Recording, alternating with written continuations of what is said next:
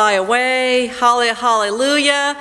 And yes, today is Easter. Because you see, every time God's people gather in the name of the risen Christ, we celebrate that Christ is risen indeed, and we say with one voice, Alleluia. Christ is risen. Alleluia. It is Easter.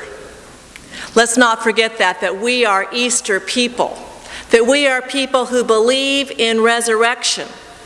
Now, if you are I was raised as a disciple, and I know from experience that when you get 10 disciples of Christ together in a room and start talking about a theological understanding or politics or religion or anything, you're going to get 10 different perspectives, 10 different answers. You work it out, you listen, you talk a little bit, and then you go home and you ponder some more, you come back the next time you see each other and you talk some more. Because you see, as disciples, we don't necessarily preach a specific doctrine of theological understanding when it comes to concepts of things like life and death or resurrection. And there's a whole wide spectrum. The church has been trying to unpack what this means from pretty much day one. You read this in Paul, and you have Paul has certain understandings about what it means to have life after death, and his views even change over time if you would study that. You have the Gospels. Each Gospel tells a different story about resurrection, and that evokes a different response from us. Resurrection is something that is not so much to be discussed or worked out in our minds, but to be lived out, to be practiced. Practice resurrection. We don't know a lot about that, do we? We know what it is to practice crucifixion. Almost any given day, you turn on the news, you look at the Newsweek or Time magazine, and you see unfolding in front of your eyes practices of crucifixion. You see a Good Friday world which seems to be saying death is there. Death is what defines existence here on earth. You hear people talking, well, I'm going to die someday, so I may as well eat, drink, and be merry. Therefore, nothing else really matters. That is not what we as Christians practice, is it? We are called to practice resurrection. In other words, we are called to put the power of Easter in our lives and to live as if we actually believe it. To live as if we are people who are not those who practice crucifixion. So how do you practice resurrection? Well, we know that only God raises from the dead. We know that only God has the power to claim victory over death. We sang that today in our hymns. We'll sing that again when I finish our time together. So what does it mean to put this power of resurrection at work in our lives today? Because if we don't do it, my friends, I'm afraid the world may not get what it means to live out resurrection. One way that we can live out resurrection is to live with joy and trust that may to the world appear that we are a little bit off. Live with joy and trust that Christ is right there with us, even when we don't know it. I'm reminded of a story of a man who was reading, a blind man who was reading, having somebody help him read for his PhD. And as they got to know each other, the reader talked to this man and said, tell me about how you got to this point where you're working on your PhD. This man was filled with joy, filled with a quest for knowledge, filled with this desire for life and purpose in life. And so he said, well, let me tell you, I wasn't always that way. When I was 13, there was a chemical explosion, and I lost my sight. And I went into a funk, a deep despair.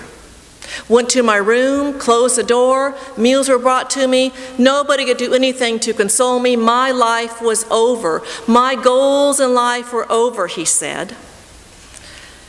But then one day, my dad came in and he said, winter's coming.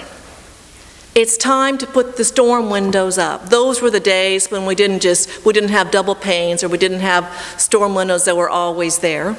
Time to put the storm windows up. Go do it, it's your job.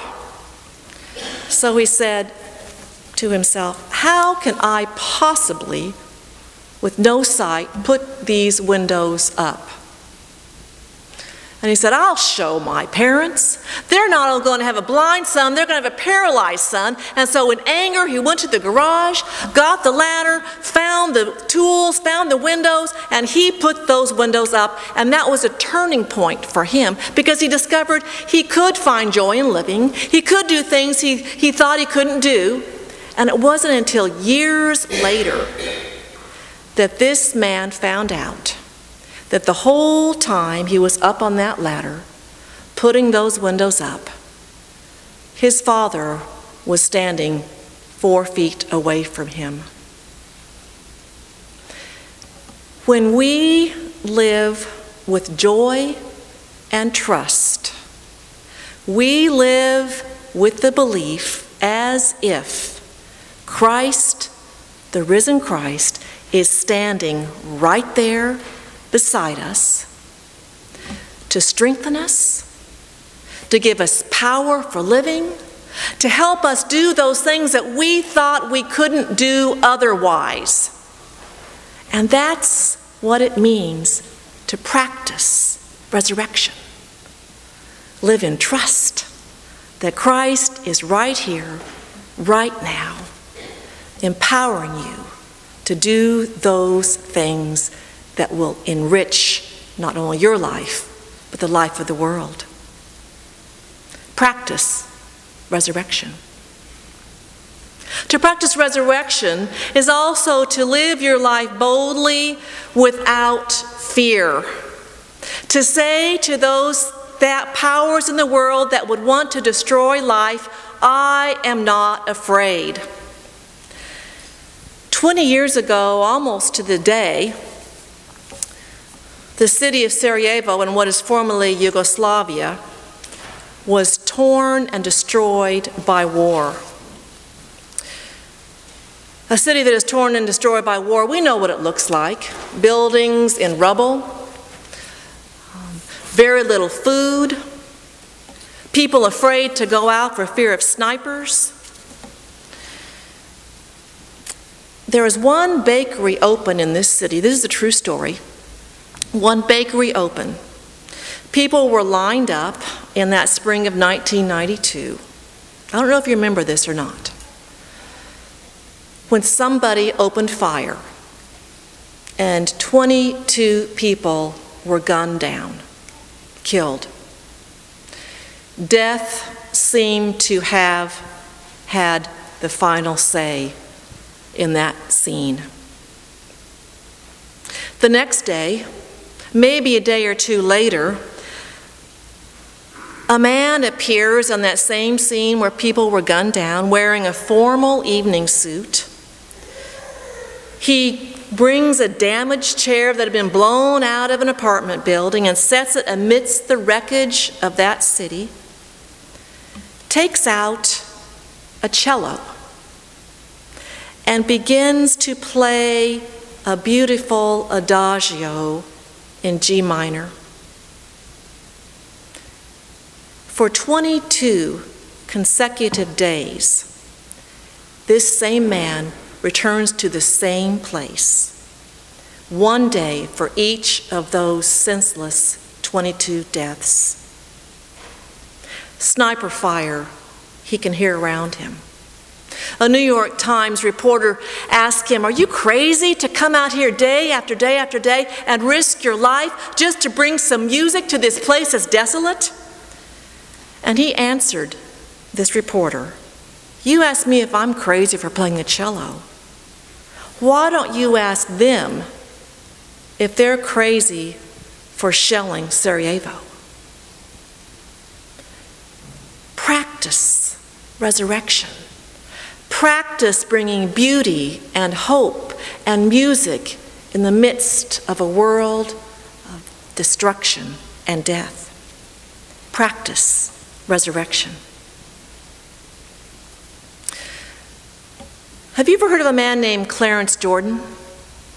Clarence Jordan was a man, a farmer, born in the Deep South, Southern Baptist.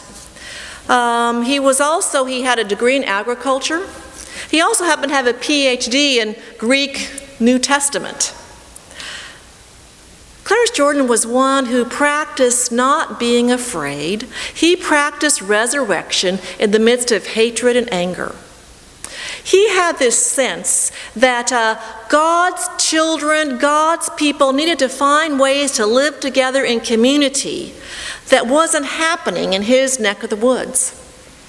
You see, in that day, blacks and whites did not live side by side. In that day, there was hatred and fear and prejudice, just not unlike today, but even more intense in that part of the world. And so what he did was he began a farm down in southern Georgia, Americus, Georgia, and an intentional farm where he invited people from all walks of life to come and live and plant and grow crops. People all colors. And as a result of that, his life was threatened on a regular basis. As a matter of fact, I heard a story of somebody who came down to work during the help with a crop one day, and Clarence showed them the bunk and said, "See, there's where you're going to sleep, all right, over there, but now see those two holes in the wall? We had some gunshots fired there a few days ago, so you might want to, when you sleep, keep your head down." This man lived without fear because, you see, he had this trust that the risen Christ, that Jesus was right there with him. And when you trust that death does not have the final say, you are free to live. You are free to live in ways that make a difference in the world. He said this. He said, "Some people believe that resurrection is what happens when you die, and you go home and live with Jesus. Jesus welcomes you home, but that's not all there is to resurrection. Resurrection is when Jesus comes home to live with you. Resurrection is when you live your life with Jesus right beside you here and now. Resurrection is God right here in your midst, offering hope, offering courage, offering a way to live that makes a difference, offering life in the midst of death. And so we as people of resurrection are called to practice hope, to practice compassion, to practice bold living.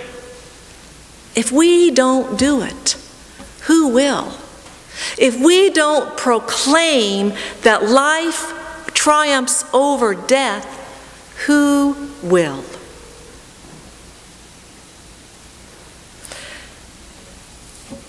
You may have heard the story of Winston Churchill. He planned his own funeral, very formal liturgy in a St. Paul's Cathedral in England. And at the end, as a benediction was being stated, up in the dome, a bugler began to play taps. Day is done. It's over. A mournful cry of taps as the world mourned the death of this amazing leader. But as soon as taps was finished, another bugler on the other side of that dome started playing reveille. Time to get up. It's morning. God's not through with you yet. And that's what people of resurrection say. Get up. God's not through with you yet. There is life beyond death. There is hope beyond despair. Friends, we are people of resurrection. Let us, with our lives, not just with our lips, go into that world and say, God is not done with you yet. Somebody once asked me if I deny the resurrection. We were having a discussion and we were trying to figure out what it was as disciples do. And I admitted, yes, I do deny the resurrection. Every time that I allow a power that destroys to be let loose in my life, in the world, I deny resurrection. Every time I let anger get the best of me, I deny resurrection. Every time I don't work to make this world a more just society, I deny resurrection. Because see, resurrection is what brings life. How are you going to live your lives, my friends? Jesus calls us to live lives of resurrection. Jesus will be with us, empowering us as we do. Let us turn to our hymnals and again affirm the risen Christ among us, not just at the end, but right now, today. Christ the Lord is risen today. Number 216, I believe. Let's sing verse 2 today.